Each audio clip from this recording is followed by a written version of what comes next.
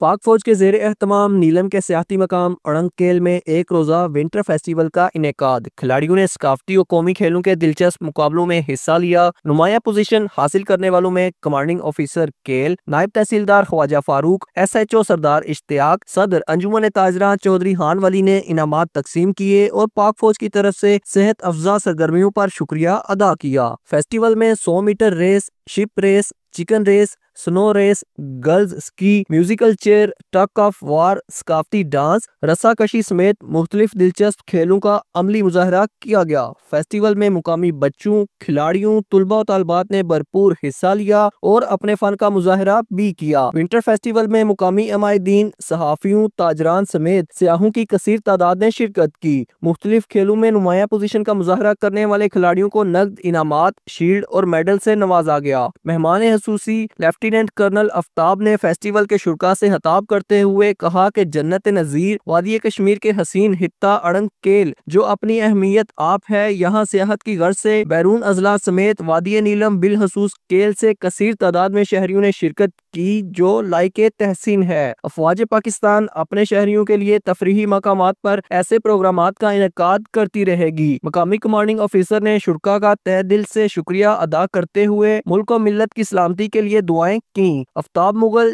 JK news, وادی نیلم۔